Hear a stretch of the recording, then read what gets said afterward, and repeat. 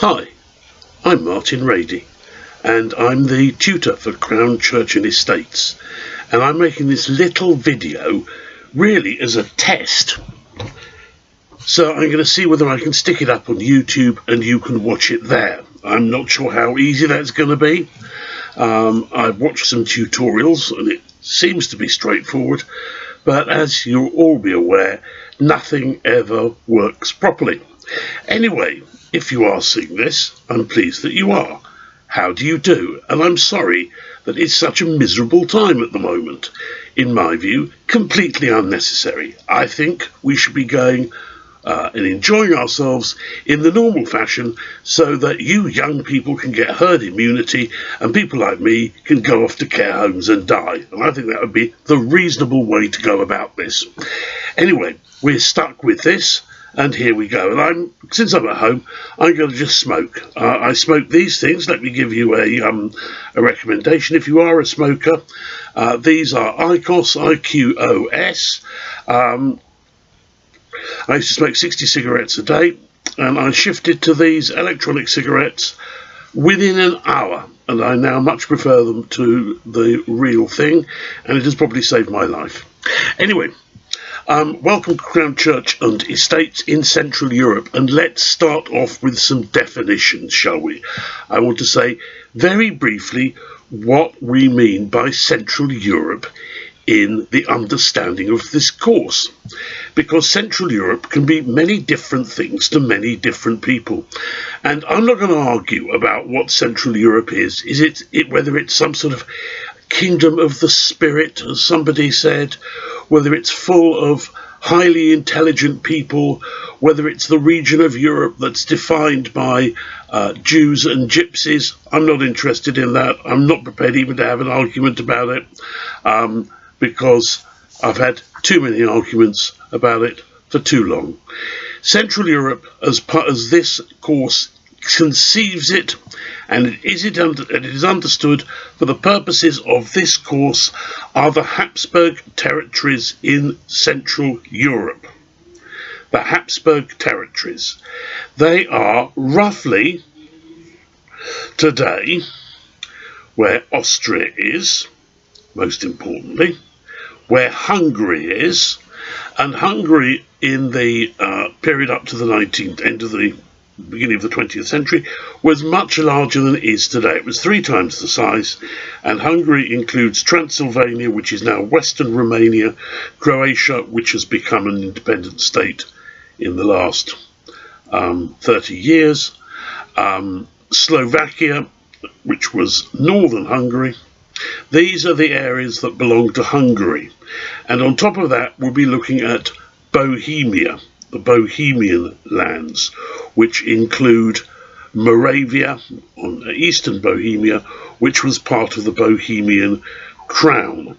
So that is the area of Central Europe. We will not be looking at Germany, or what we might call the Holy Roman Empire. I don't want to go into definitions, but the Holy Roman Empire overlaps with the Habsburg lands, and the Habsburg rulers are emperors because they are emperors of the Holy Roman Empire. They are kings of Hungary, kings of Bohemia, archdukes of Austria, kings of Croatia, but the title of emperor comes to them via the connection with the Holy Roman Empire. In other words, an area roughly comparable to Germany, with bits of Poland in there, and also including Austria and Bohemia. So it's not as if we've got 2 separate blocks, if you like. Here's the Holy Roman Empire, here's the Habsburg lands. They overlap. They partly overlap. And in that overlap, if you like, is the title of emperor, and that's what the Habsburgs have. So in other words, we will be dealing with Central Europe minus the the Holy Roman Empire. If we go into the Holy Roman Empire, we're into the politics of Mecklenburg, we're into who's running Pomerania, Germany will take over, as indeed it often does. So that is the definition of Central Europe. The title of the course is Crown, Church and Estates. What do we mean by that? Crown, we could call it crowns because the Habsburgs have many crowns. They have a crown of Hungary, which doubles up as a crown of Croatia. They have a crown of Bohemia, and they have an imperial crown by virtue of being emperors. But we're going to call it crown, and by that we mean rulership, institutions of government, how things get done. So that's what we mean by crown, the whole business of government. Church. The church is a part of the administrative organisation. The church is the Catholic Church. But, just as we could have said crowns, so we likewise could have said churches, because during the 16th century, a new church structure emerges in the Habsburg territories, and that different structure is what we know as Lutheranism and Calvinism. The different religious beliefs start to impinge. The Habsburgs are sort of Catholics. Some of them are very devout, some of them aren't very devout. But on the whole, they stand by the Catholic Church. They've been allies of the popes since the 13th century. They take religion on the whole quite seriously. Not all of them. In the 16th century, early 17th century, there's some dodgy ones. But on the whole, they take the Catholic faith seriously, and they end up in religious wars, both in the Holy Roman Empire and in their own territories. Estates. This has got nothing to do with estate agents. This has got nothing to do with tracts of land. It has nothing to do with your family estates in Warwickshire or in Montana, where you go and spend your vacations. Estates here means political communities. It is a term that is bandied about. I tend to use it to mean parliaments, because parliaments are where the political communities are represented. But you will find an awful lot of books slip. And they don't just mean the parliaments, or diets as we know them, because they meet on a specific day, DAs. Historians don't just use estates to mean parliaments or diets. They use them to mean the privileged orders. And by that they mean the nobility and the clergy, because these are the privileged orders who make up the political communities. Nowadays, we have only one political community in Britain and in most other Western democracies. And that political community is the community of citizens.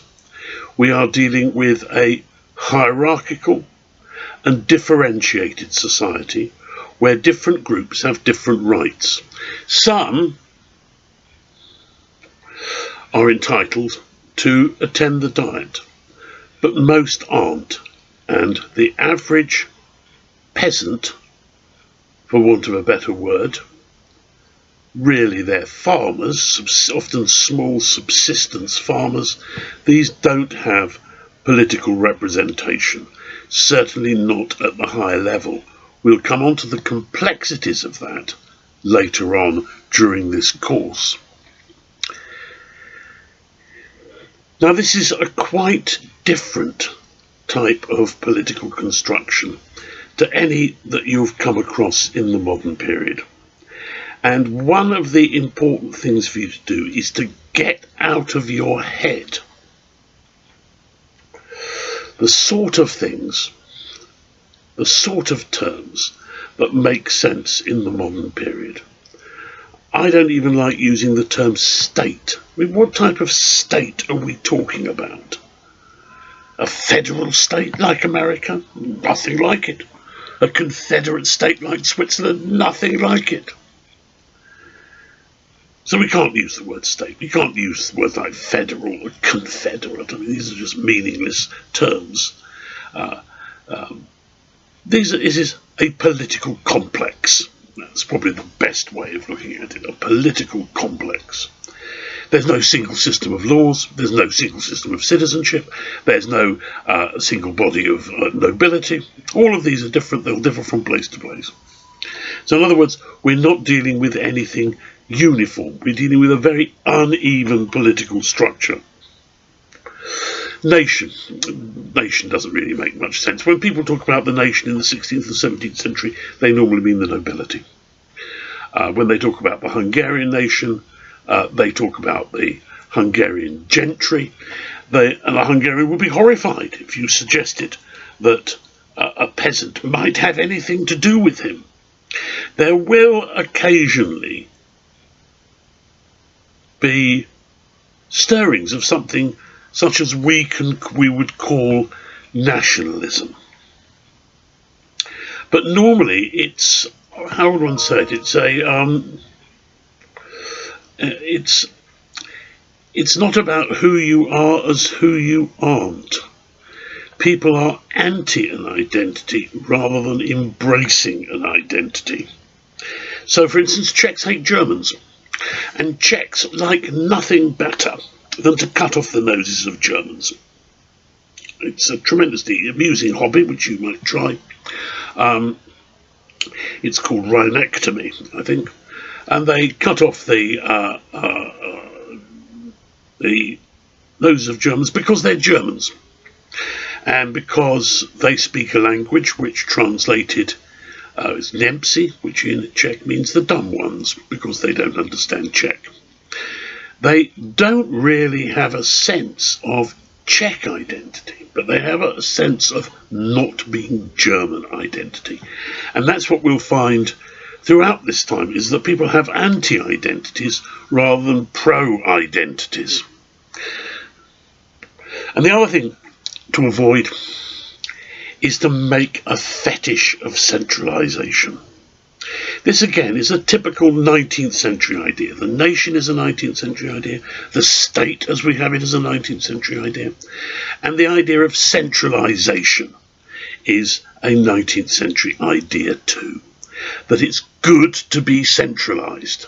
That it's good to have a central government that lays down instructions that everybody follows. I actually think this is a very bad thing. I'm with the American 19th century writer Thoreau, that the best government is the government that does least. But nevertheless, this 19th century view that centralisation is a good idea, that we need to model states like Prussia and France because that's where the future lies, that we need to have people like Bismarck and Napoleon laying down what people will do and everybody obeying and pulling their forelock and saying, oh, yes, I obey, I'm going to do that. We seem to think this is a good idea. And historians tend to give plus points for rulers who do things that look as if they may be centralising. I can assure you there will be times when Habsburgs will attempt to improve the administrative machinery of their empire, but most of the time they are not doing that at all. They are not involved in a conscious programme of centralisation. And you need to watch out when books go and start praising somebody like Ferdinand I for centralising institutions, for building up a central council to do X, Y, and Z. He doesn't think of it in those terms. He wants to achieve some sort of coordination, more particularly just like to know what's going on, because most of the time people don't. I'm going to finish at this point because this is really a test run and it's 15 minutes and I want to see whether I can load it up to YouTube. And I'm probably going to have to take do various things. So I'm not sure we'll ever see this. This may just disappear into cyberspace and be watched by people thousands of years' time on a distant planet. Anyway, the crucial things are I've defined Central Europe, know where it is. It does not involve the German lands of the Holy Roman Empire. Crown, government, church, Catholic, and its challengers, estates, political estates, the privileged orders, problems of using state, problem of thinking about nation, problem with this idea of centralisation. I hope to see you again soon.